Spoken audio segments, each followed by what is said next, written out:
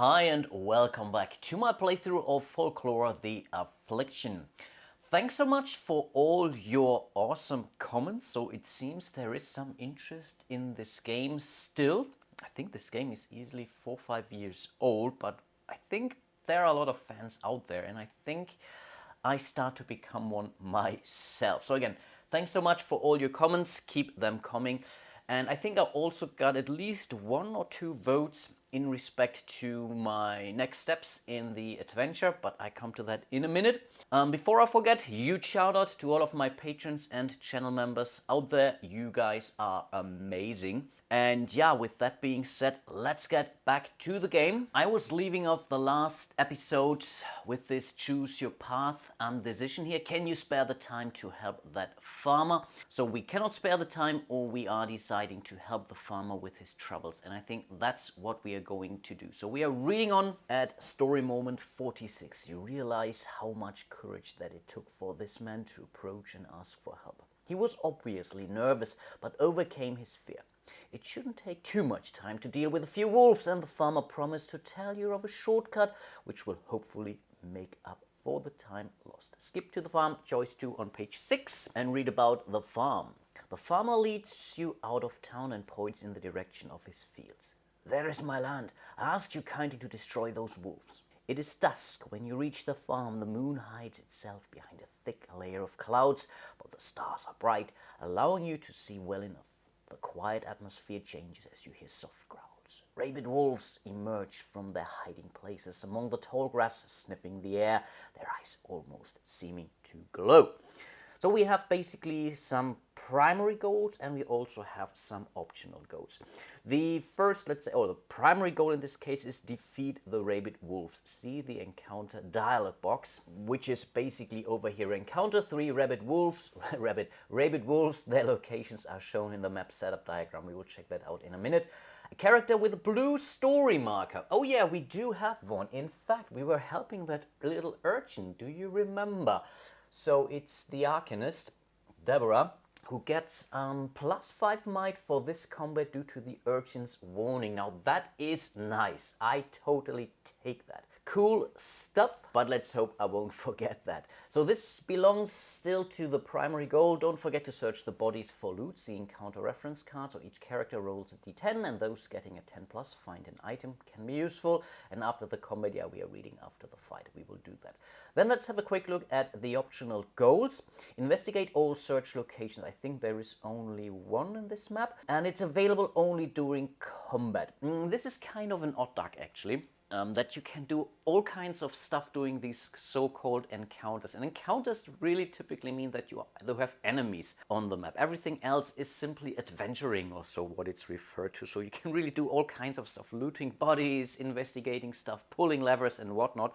Still while in the other hand, whatever, wielding a sword or so. Very weird, but I get it in respect to timing. So we have to do that as long as there is still one wolf out there, it seems. And then we also have investigate the Scarecrow Map feature. This is, I think, represented by this little die here. We will place that on the adventure map in a second too. Also only available during combat, of course. This is a map-based skill check, which means we are rolling an ecology 5 test, any one character, so we can only do that once. And then yeah, we will definitely have a look at this when we get there. Now let's have a very brief look at the map. So we are using farm tile FC01A. I have to search for that in a minute. So I think here are the basically starting locations of the rabid wolves and the so-called stickman. And I think again the stickman is something where I can do this test here. Here is the search location up there, so basically something where we can find stuff. So yeah, let's set up the map and let's start the fight. So here is, I believe, this Scarecrow, which means we have to pick up that red skill dice. Up here we have the magnifying glass, so this is where we can do a search. And I have not yet forgotten that Maximilian, our exorcist, got a +1 through one of the encounters for his next search, so he would be best suited to do that. And yeah, obviously here are the 3 wolves that we have to defeat. I can only assume that this wolf has to move around that little fence here.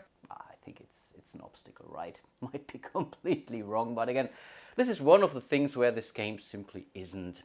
You can play it any way you like, any way it makes sense, and I tend to typically make it more difficult to me, but in this case it feels natural that this wolf may really move around this obstacle here. Might be terribly wrong, and yeah, obviously here is the starting location for our characters.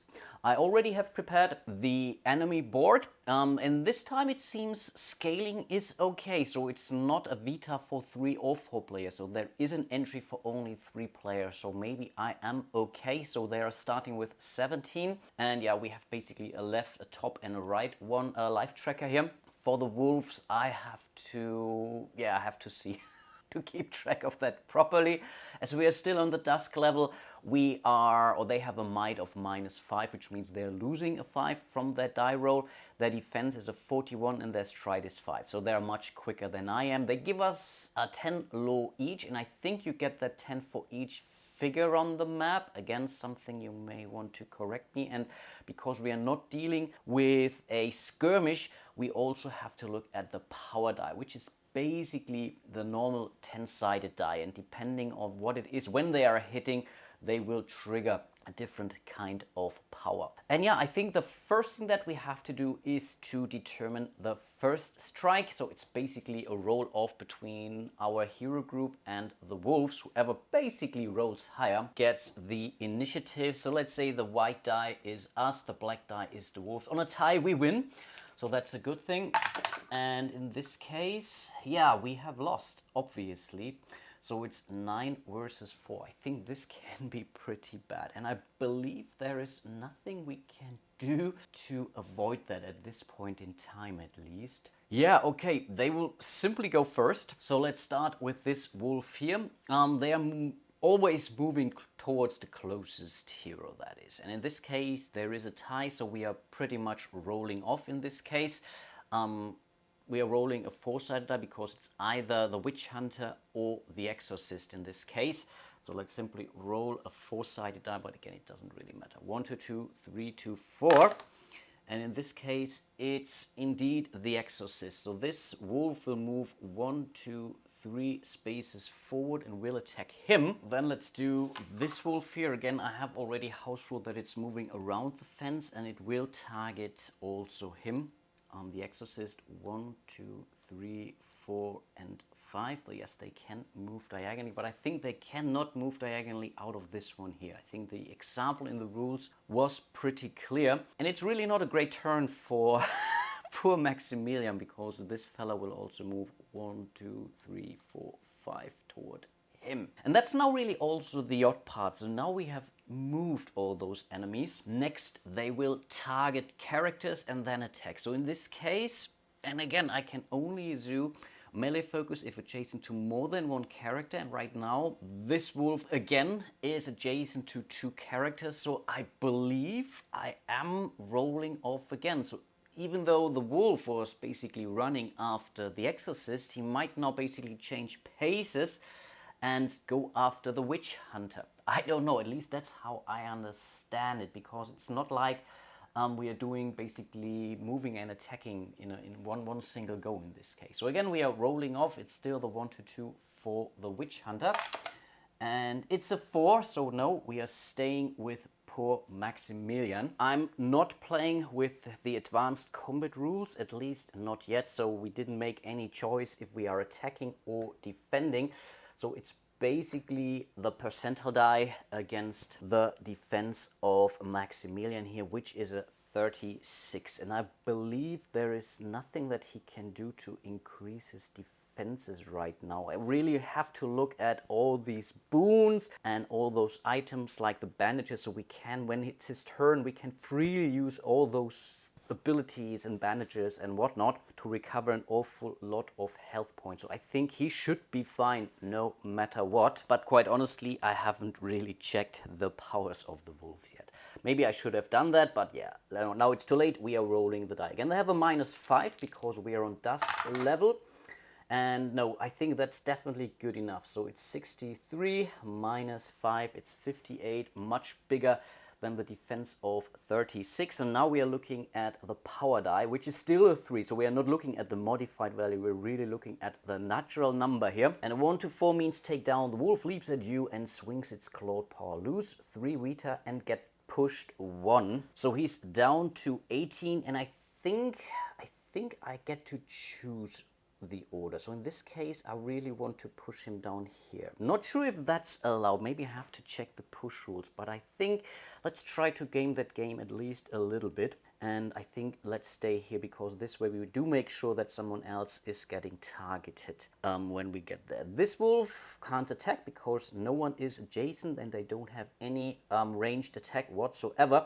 This wolf here also clearly has to target Maximilian. So let's do this thing again. The target is 36. They have a -5, and that's 60, right? No, that's 6. Of course, that's 6. What am I talking about? 60. No, that's the other way around. 6 minus 5 is a 1. There are basically fails, but they have to come with a natural one. So if this would have shown a 1, then this would be a, I don't know, a failure or so, and then terrible stuff would have happened to the dog. But in this case, we are fine and nothing else happens. And then it's basically back to us. And I believe may have forgotten this. We should have moved the leader token now, because we have transitioned into another basically adventure map. I think the initiative, so the leader token, should be with the witch hunter now. And I believe I want to move towards that scarecrow, right? So we are moving up to 4. 1, 2, 3, and 4. And I believe we can move through those corners here. We would not be allowed to do that if that would be a terrain feature like that fence up there. But I think in this case, this is allowed. I cannot move through enemy spaces as you can move diagonally. I think this is legal. If not, let me know. And then we can still act. So we can go with an attack, we can activate or exhaust an item, we can attempt to cast a ritual or prayer, or we can search as when adventuring.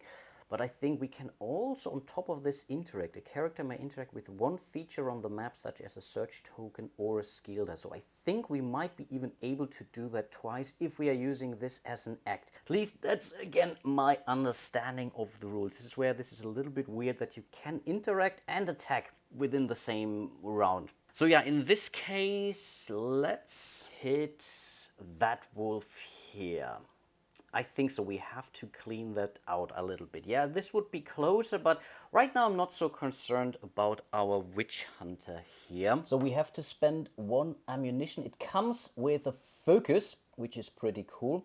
And we also have a 2-handed weapon. And as far as I understand, with a 2-handed weapon, you are allowed to roll 2 dice and get to pick the higher one. So that's basically, yeah, you're aiming more accurately, and we get a +1 here anyway.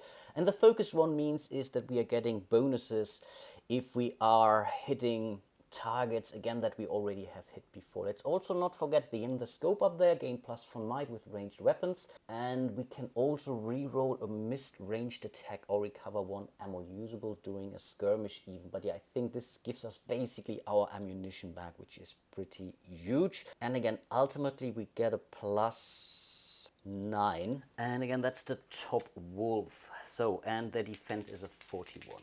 So let's see, let's roll some dice. 82 plus 9 is 91, so that's clearly a hit. So we get to roll 2d4s now, get to pick the higher result. Again, that's how I understand it, and we still get a +1. So let's do that. Yeah, 2 and 2. Of course, in this case, we had to do that. Yeah, but that's 3 hits on the first wolf. 1, 2, 3, down to 14. Not too bad. Then it's Deborah. She will move 1 space towards this wolf, and we'll use her stiletto because this gives her a +1 attack because the enemy is flanked. Basically, another ally is adjacent to that enemy. In this case, that's Maximilian. She also gets a +4, +5 because of her story token. So again, she listened to that urchin who gave her this tip. I think that something about high grass or so. So that's 9 +3, so +12. Oh, I believe I forgot the damage bonus here for the witch hunter. So the first wolf should have gotten 2 more damage. I keep forgetting this. We are also getting 2 more damage here because of the bloodlust. And I believe we also get an extra bite attack, which we also shouldn't forget. So she's pretty much a tank right now, pretty aggressive. But let's go with a 12 here first. And again, the target is the 41, right? And 78 plus 12 is 90. So that's definitely good enough. She's not carrying a two-handed weapon, so it's simply a four-sided die. But again, that's a +4 in total because of her bloodlust and the damage. So let's see.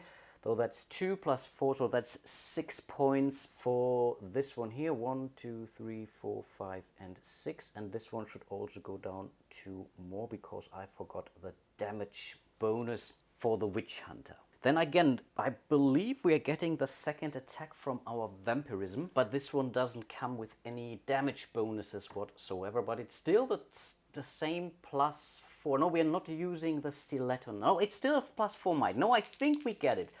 I really do think we get the +12, but yeah, that's good enough anyway. And now we are getting a d4 more hits, and that's 2 more. I take that, so this wolf is down to 9. I take that. So that wasn't terrible. Did I forget the flank?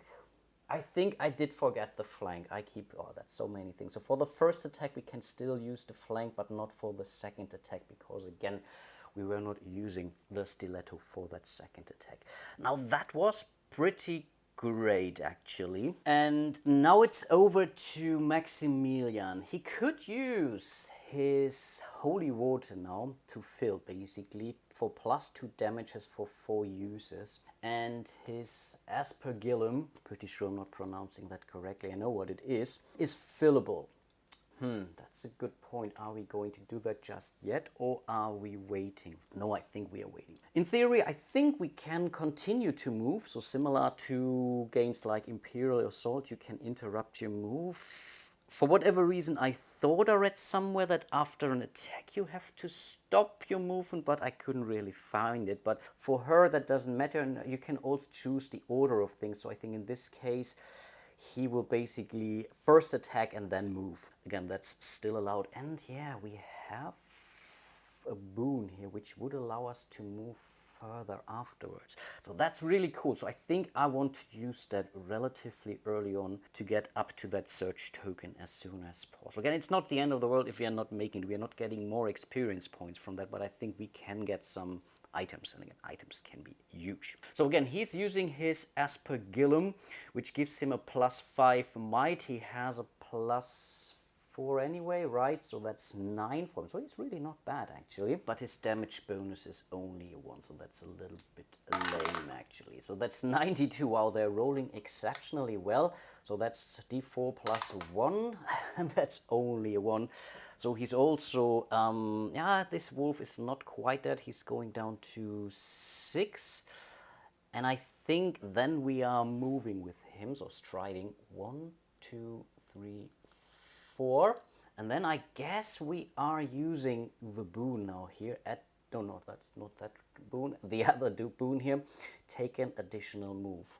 1, 2, 3, and 4. We haven't quite made it there, but again, we can move, do the interact, and then move back down to the action. But I think I really wanted to get there. And yeah, I think this was the first round of combat. Back to the wolves, and here was really hoping that we would have been able to get rid of one of those, because she's now in a tough spot. And keep in mind, if she ever dies, she is transformed into a vampire and will join the group of enemies here. And then we have to go for a new character right off the bat. Wow. So let's see about that. So these guys do not move. They're already adjacent to someone. This wolf is clearly moving over here to the witch hunter. And then they are basically attacking here from left to right. Again, the order of things maybe doesn't matter too much. Again, they still have a -5 because we are playing on the newbie level. And her target is 37. 09 -5 is 4. I take that. So the first wolf didn't hit. Second wolf, same thing. 93 here. That's definitely a hit. Again, we have the same thing here. So she is being pushed and gets 3 points. And as we are playing on the easy level, we simply get the 3 damage for that push. Normally would that also roll a d4, I believe, on top of things. But in this case, She's down to 15 Vita and is being pushed. And I think in this case, we will also push her down here. At least I think that this is allowed. So that wasn't bad. Then it's this wolf, again, -5. 21, awesome, he dodged that bullet, and then it's basically over to us. It's again the Witch Hunter who goes first. The thing is, we could say we are delaying our action, and then he has to take his action basically at the end of everyone. So this could also, I believe at least, include the monsters. No idea, I don't think so. But I believe in this case, it doesn't really matter too much. So I think we are moving him 1, 2, 3 spaces onto this story check. So we are doing an ecology check, which says the Scarecrow has fallen off its post. Crows caw at you in mockery. So we basically have to roll a 5. We are not getting any bonuses whatsoever. That's a 7. Good enough. Amazing. This one says you restore the Scarecrow to its rightful place. And we do that in a fight. Yeah, I think that's the ridiculous part about this. But we are getting a boon. I take that. So we are simply taking the topmost one. And this is at D6 to any die roll. Yeah, this will definitely come in handy. And again, we interacted, which means we still get an attack actually. So we are spending 1 more ammunition. Now we no longer get the +5 might from our in the scope, but we can still use the tracker special ability. Still, we already did hit that one, I believe, right? So it should have a focus token on it, and I totally forgot that. So let's do that. So I think he already targeted this beast here, which simply means he gets an additional +1, right? Yeah, he did hit it. So in total, that's a 5. So basically a +5 for his roll, nothing else. Nope. So let's see. Oops, and I did roll the wrong dice. Apologies for that. 40 + 5, that's 45. So yes, we did hit it. We are rolling again 2d4s, picking the higher one. We get a +1 and a basically a +3 to the highest die roll. And that's a 4 + 3. Yes, this wolf is dead and gone. Amazing. So I think this was incredibly important for us. And then it's basically back to Deborah. And yeah, this is now a problem, I believe, because we could now move her 1, 2 spaces here. No, this wolf would still be closer to her than he would be to, unless, no, it's always the 2. No, it doesn't matter. So I think we are going for the already somewhat weakened wolf. It's already down to 12, so we are moving 1, 2 spaces over here. Again, she's using her stiletto and her bite attack and the book she got. So that's a 5, 8, 12. Yeah, it's still a +12. Yeah, that's certainly good enough. So that's the normal hit. She gets, no, it's not flanked, so she doesn't get an extra bonus here. So basically this +2, which is 6. I take that. So this goes down to 6 life points now from 12. Not bad, not bad. Then she is using her bite attack. Again, I'm not 100% sure if she should get the +4 from the stiletto. I don't think so, actually. No, I don't think so. It's her normal might +3. Doesn't really matter in this case.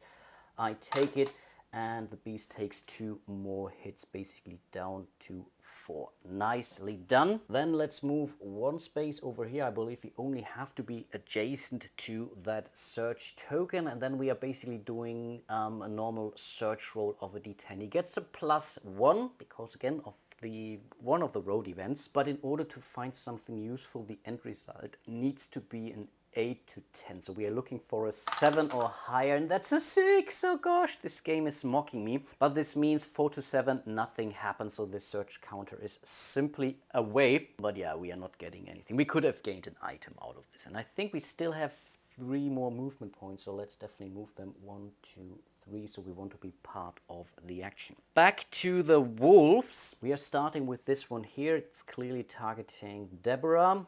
This wolf will stay where it is, and then they will start to bite her. Again, we are starting with this leftmost wolf here with a -5, and her defense is 37 still. Yeah, that's a hit for sure, and that's a 9 for his power dice. We are lucky that it's not a 10, because then the special power would have triggered, but I think it's still bad enough. Your flesh is torn by a mouth foaming with blood and pus. Lose 4 Vita and become sickened 4. The 4 Vita loss will bring her down to only 11. There is no natural healing whatsoever, so we can go for a rest action. We can do that once per chapter, or we have to use our bandages or special abilities, that is. And then we still have to go for the Sicken test, which is a 4. The resistance would be ecology, but we know we don't have it, so we're hoping for a 4 or more. And yes, woof, okay, she dodged that bullet. That's at least something, but this wolf will still attack -5.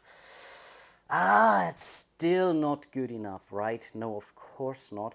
And the power dice is a 7, which is a hamstring. The wolf's jaws rip at your hamstring. Lose 1d4 plus Vita and become immobilized 5. Wow, 1d4 plus 1, this can be 5. And again, I don't want to lose her just yet. So that's the normal Vita loss. That's 2, that's 3. Okay, I take that. But again, she's going down to 8 life points now, or Vita. And then we are going to deal with, what was it, immobilized 5. And trickery would be the resist. She doesn't have trickery, so we need to roll a 5 or higher, and that's a 1. Yeah, that's an utter failure. And this means the forces around you prohibit your movement. Receive -10 might. Pass ecology 5 at the start of each round of your stride becomes 0. This status ends when combat is over. Okay, that's at least something. And some very, very cool dudes on the Geek provided these status cards. I was going to do that myself. I already printed out the Bloodlust one that she's also carrying, so really cannot tell you how much I appreciate those. They look nice and they really help you a lot. So yeah, she basically not really out of the game, but really not in a great shape for this specific encounter. But I think then it's back to us, back to the Witch Hunter. And I also can't tell you how much I enjoying this experience. This is such a great fun. So the Witch Hunter, I think, yeah, we have to take out that fella up here. So we are losing our last ammunition from the crossbow. Yeah, let's do that. And I really keep forgetting. I think we didn't hit it before. No, we have taken out the other one. But we are still... Where is my target marker gone? Let's take out a new one. Doesn't really matter. So we are targeting this one, but for the first time, that is. So again, it's only a +4 for him. And that's 61. That's definitely good enough. He gets a +2 now only because, again, the focus doesn't kick in, but a +1 because of his heavy crossbow. And again, we are rolling 2 dice. And that's 3 plus, again, 3, which is enough to take it out. Amazing. So this wolf is dead and gone as well. And now I did find the targeting token. It was underneath the dead body here. The monster, or he can still move. And I think we have to do that now. 1, 2, 3, and 4. So that there is, if this wolf activates, there is a chance he might get after him instead of her. I think that is now really, really crucial. I think it doesn't really matter too much who goes next. So either the Arcanist, so again, she could delay her action. On the other hand, she could attack and move out. I think that's the better deal. Let's do that instead. Yeah, so she's going to attack with her stiletto and with her bite attack. I think it was still a +12. 90. That's pretty great, actually. And in this case, it's not a 10 for the 100. That's really weird. That's why I don't like these percentile dice with these. It's very weird. Sometimes it's a 0, then it's a 10. It's weird. But it's good enough. It was a hit. So we are getting, it's flanked, so we're getting the +1 for the stiletto. And so +3 in total. And yeah, that's 3 plus 3, that's 6. Not bad. So it's moving down to 11. I take that, and then we are doing our bite attack, which is a normal +3, I believe. No, +8. I think the book still counts, but that's still good enough. I take that, and that's only a 1, but I guess it's still a good thing. And then she is moving away for sure. 1, 2, 3 here next to him, because he can now use his special ability. Yeah, which I totally forgot for her too, because she could have used her Seek the Chakra, deal an additional +2 damage on a successful melee hit. Again, in this instant, it didn't really matter too much, but if she would have used it basically twice before, actually, then maybe this other wolf would have been dead 1 round earlier than that. But yeah, that's on me. And again, I will keep forgetting those special abilities. There's really a lot to keep track of. Then again, it's Maximilian. He will use one power point here, so it's going down to 3. In order to use the purification, restore 4 Vita to yourself or an adjacent ally. And right now she is adjacent, so we are bringing her up to 12. I'm not using it right away again, because I think 12 is okay for her. And then he can still move and attack. Using those abilities is pretty much a freebie, and this specifically here allows you to do that basically any time and any amount of times during a round, if we can spend the power points, that is. Then we are moving 1, 2, 3, and 4 next to the wolf and attacking it with our Aspergillum. So again, it's a +5, +4, +9 in total. Yeah, that's 99. Wow, so awfully close. I think if we are doing the devastating hit, we get to strike again or so. So this would be really, really huge. But yeah, awfully close, but not good enough. We are getting a d4 +1 in total. That's only a 2, so this is going down to 8. But I still think that this is worth it. Over to the wolf. We are basically 1 to 2, 3 to 4. We don't need to move. We're just targeting someone here in this case. That's a 4. It's again the poor exorcist in this case. Again with a -5 on this roll. 42 minus 5 is 37. You must be kidding me. Just good enough to make. Good thing is it was only a 2 in this case, so the takedown power only costs us 3 wounds, so we are going down to 15 with Maximilian, and we have to push, and I think in this case it does. I think we have to push it away, so I think we cannot do it like this. I think we have to go this way. Or let's go this way instead, maybe closer towards the Arcanist. And then again, it's back to us. We will start with the Witch Hunter, who will first use his Witch Hunter or the Tracker ability, basically to get back 1 ammunition. But this costs us 1 of our power points. So that's the first real power point we have lost, basically the temporary one. There's also a good question on YouTube by someone who asked if that first encounter where we got that temporary power point, if really all the characters should have gotten it. So yeah, some of the things, some of the rules, some of the narrative is not 100% clear, but I think ultimately when you're playing a game where you're rolling d100s, I think you can give yourself a break every now and then. So, and then we can use that ammunition to use our crossbow again with a +4 still. So let's see, +4, that's, yeah, it's good enough. It's 45, again their defense is 41. I take it. It's still, no, it's not focused yet, so now it's targeted. But yeah, we are not getting it right away. I think only the attack after it gets it. And I'm not sure if that is cumulative. Do we get more and more of those targeting counters? I don't know. But it's still a +3 in total now. And we are getting the higher. So that's 7 points. Oh no! It's barely alive at 1. And unlike skirmishes, I think there are no downsides here when those creatures are somewhat wounded or have lost their strength. So it's still a full-fledged, full-blown rabid wolf, which we need to take out. Question is, I think we want to wait. Oh no, but she's really good. No, let's move Deborah down again. 1 and 2, I believe. And let's attack that wolf. Again, first with the stiletto. I hate d4s actually. And that's a +12 still. And I think the rabid wolf should be dead. So again, we are getting, it's flanked for sure, though that's a +1 so +3 in total. And yeah, that's definitely a very dead rabid wolf. Nicely done. I think up next we would get to loot the bodies, but of course we also get 30 lore each and also 6 coins each. At least that's again how I understand it. It's not per card, it's really per miniature we have defeated here. And then we roll for loot, right? And I think each character gets to roll for each enemy. basically a D10. We don't have any trickery. I know, I think luck is the one, so we are simply rolling 3 dice per character. We will start with a Witch Hunter.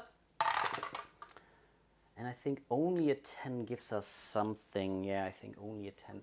Then it's the Arcanist.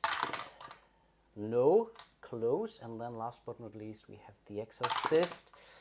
And also not finding anything. But okay, we survived. We are in an, I think, still okay shape. But of course, we are still in the introductory story. After the wolf are dealt with, the farmer tells you beyond is a path that will take you to an old burial ground. The mausoleum there houses a long forgotten entrance into the caves of Snurian's Hollow. Okay.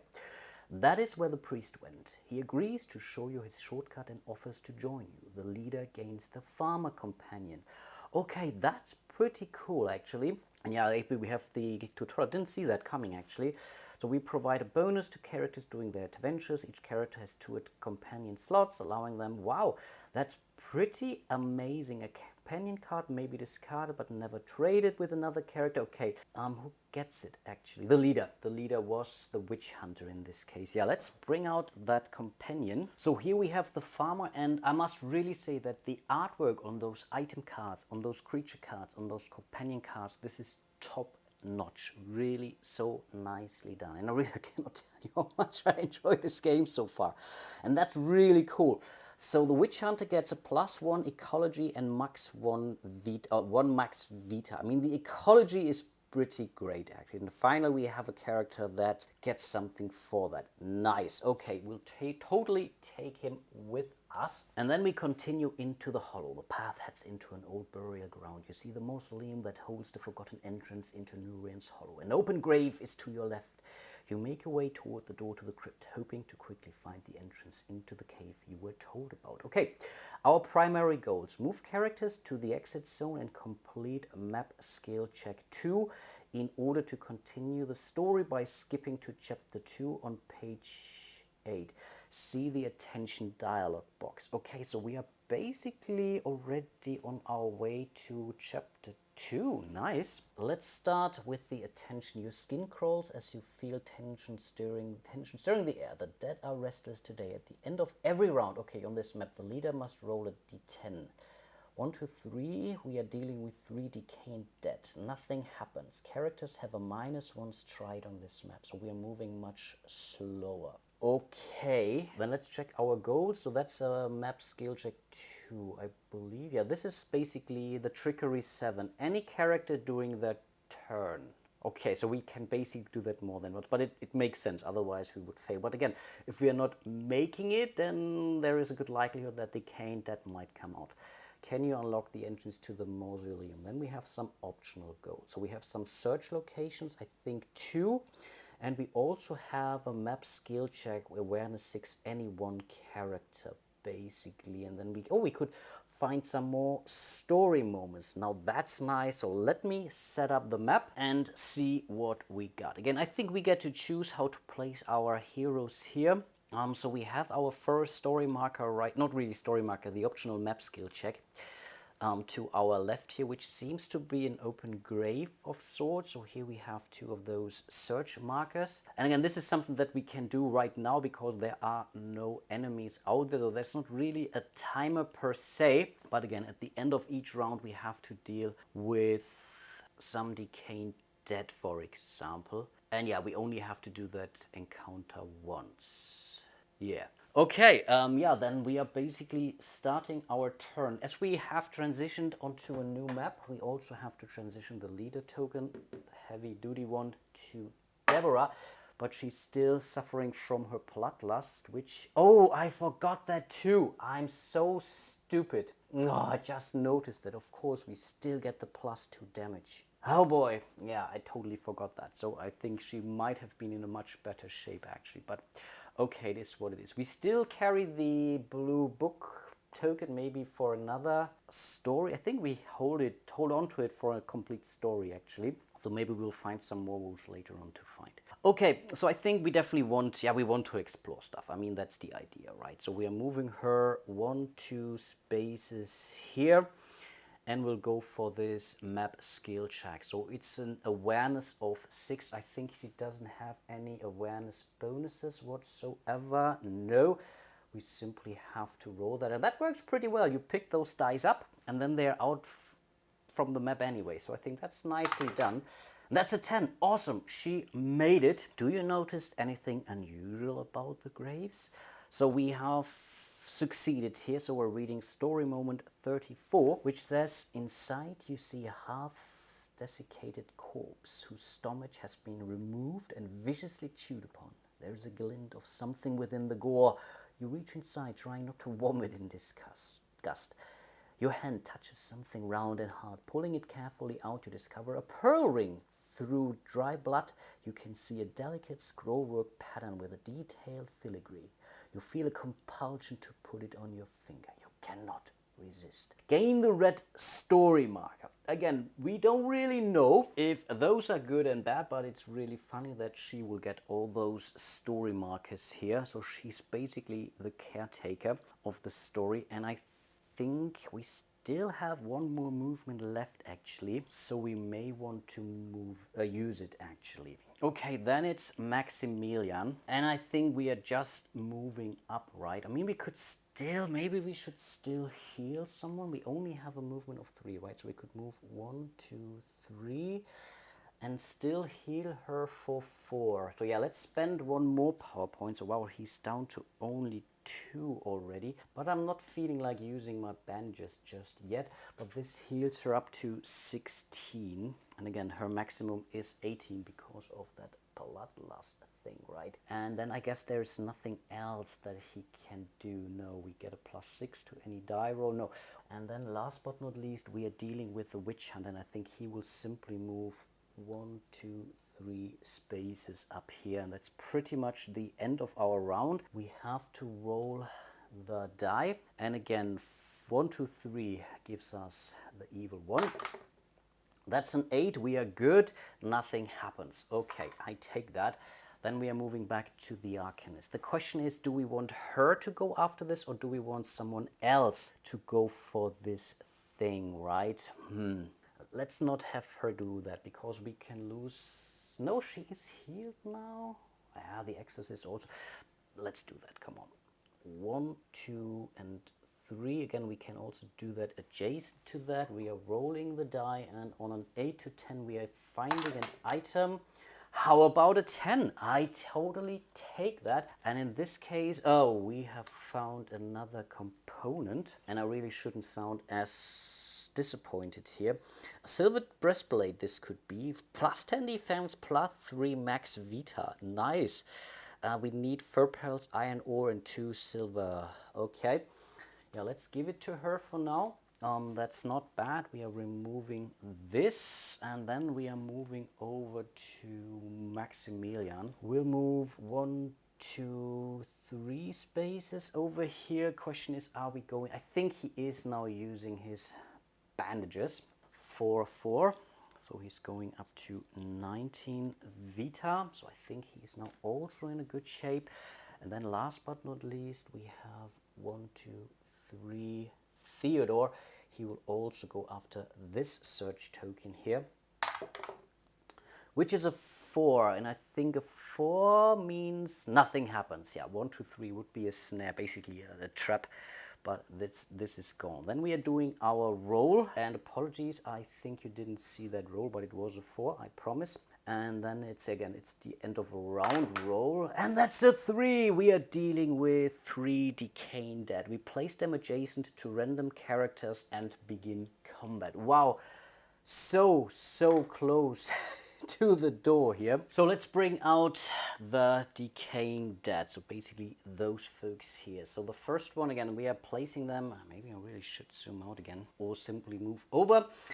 First one, 1, 2, 3, 4, 5, 6. You get the idea. That's the 5, 6. So in this case, I think I want to really spread them out a little bit, so that everyone ideally has their own enemy for now. At least it's, yeah. Let's keep it like this. The second one goes to her. Let's do it like this. Again, this could. Okay. The one problem is, For her, no, I think she wants someone flanked. So I think we want to place this one here. And then the third one goes also next to her. So I think in this case we might as well put it in here. So we still have a chance that, yeah, let's see. Let's also have a look at the enemy sheet. They have 16 Vita, they have a -5 Mai. Their defense is only a 38, so a little bit weaker. They have a stride of 3, they have their special powers, 1 to 9, so basically only the 10, the spontaneous decomposition. Yeah, that's bad. And if 2 or more Decaying Dead are adjacent to a character, that character cannot move. All characters and foes receive D10 against spontaneous. Okay, if this happens basically. So we cannot move if... So I think in this case we may want to change that and move this fella here over here. So at least Maximilian will still be able to move around. Yeah, let's do that. Let's go for the initiative roll. We will, again, white is us, black is them.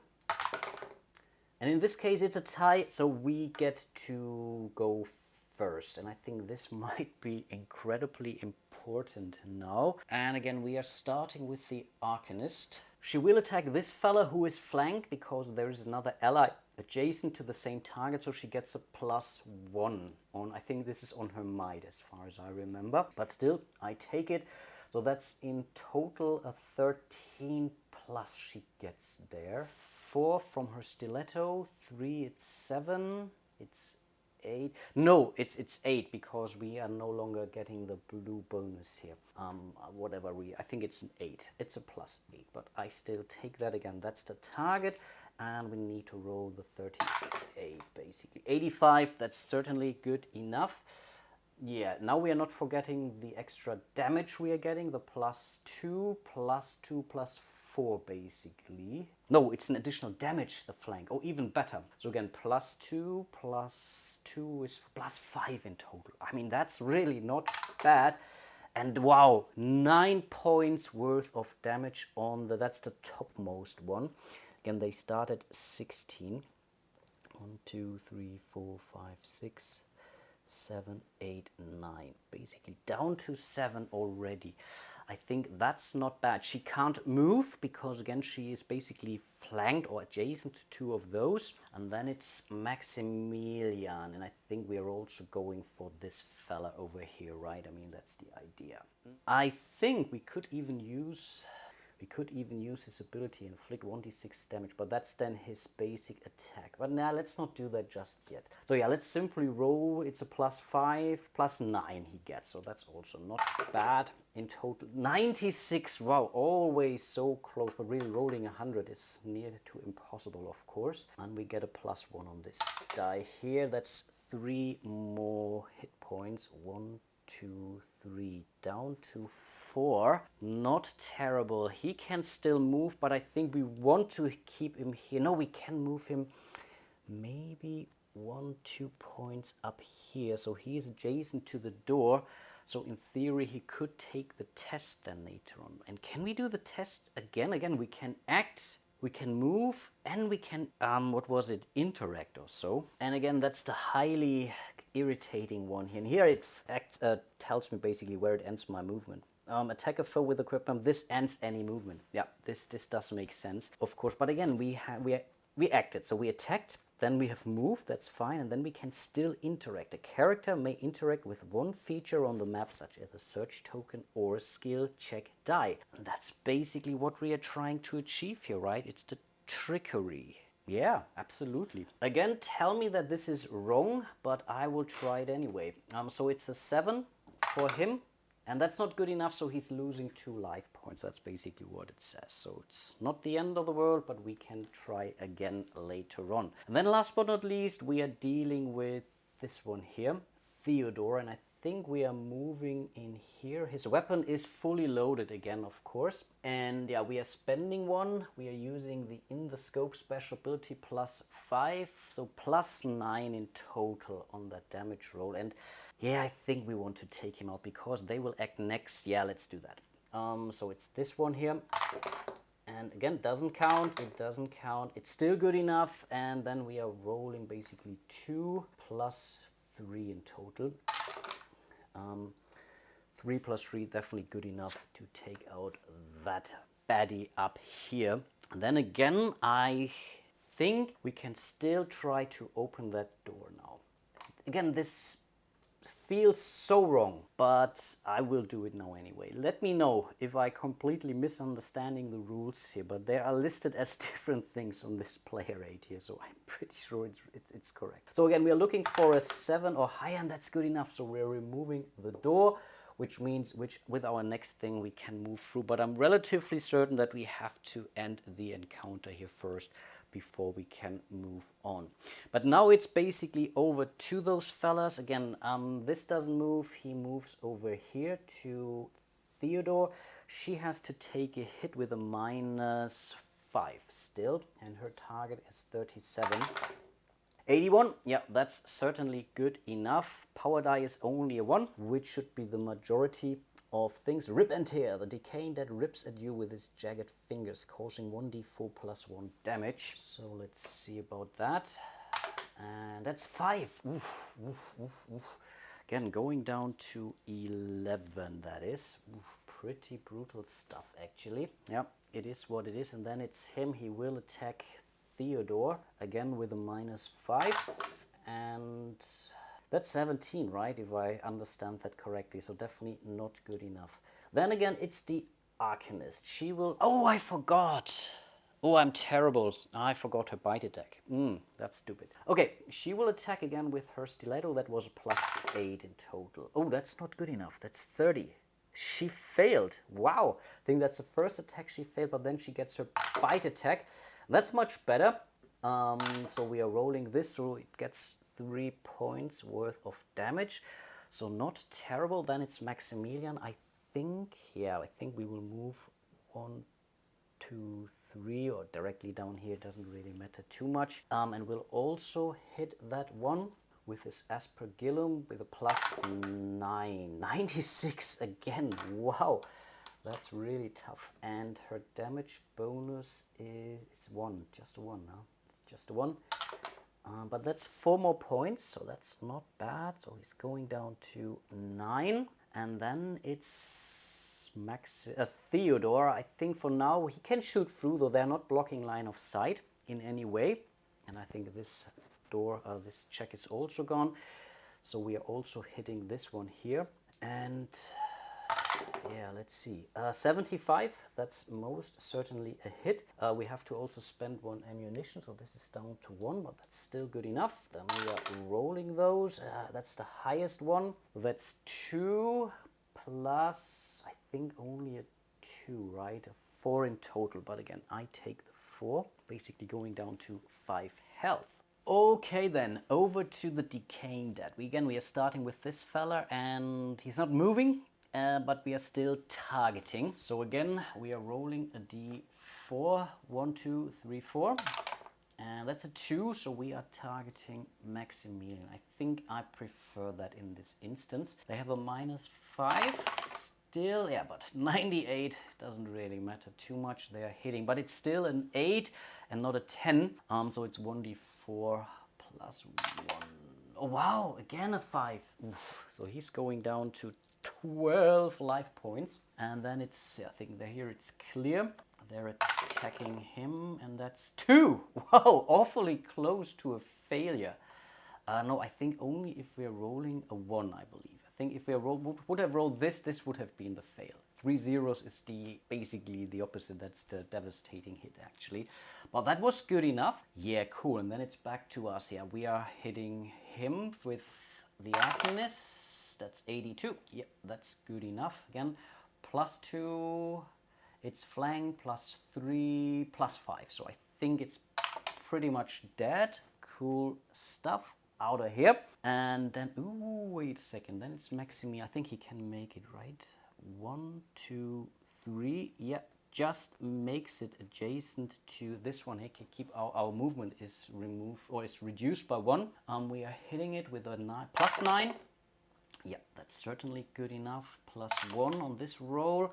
That's 3. I take it anyway. It's down to 13. We have to start somewhere. And then it's Theodore, and I think we are spending our last ammunition. I think we are focused now actually, so we get another +1. That's the 100! Are you kidding me? Wow! So cool. Occurs if your attack rolls a natural 100. You gain 1 extra move and act, or may recover all power points. Oh, this would have been amazing for the Exorcist, but I think for him he's basically maxed out in respect to power points. But yeah, that was a hit, and this means we get to hit again after we have dealt damage, of course. So it's again the +3, and we're using the higher die, right? So 5 it is, not bad, down to 8 in total, and then we are basically, what was it? Move and act again, so we could still move again, but yeah, we have to use 1 ability point now to give ourselves 1 more ammunition. Then we are hitting it again, basically, and that's a 37, yeah, plus I think 5 or what it was. Just good enough, but it is good enough. That's all that matters. Again, we are dealing plus, using the higher one. Yeah, it's not good enough. That's only a 5.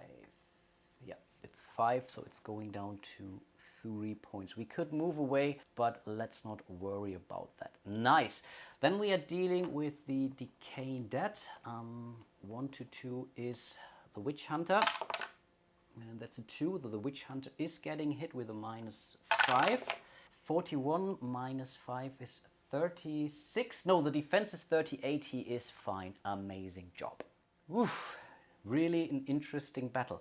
Then we are dealing with the Arcanist again. 1, 2, and 3. So it's flanked and everything else. That's 43. Definitely good enough. So I think it's whatever we are rolling here. We are rolling again. That's 3.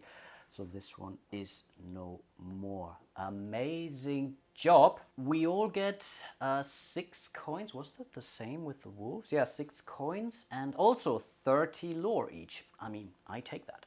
Okay, and then we are looting like there is no tomorrow. We will start again with the leader, the Arcanist. No, not good enough. Then it's the Exorcist. Oh, close, but also not good enough. And the Witch Hunter. Can we roll that one here again? That's an 8.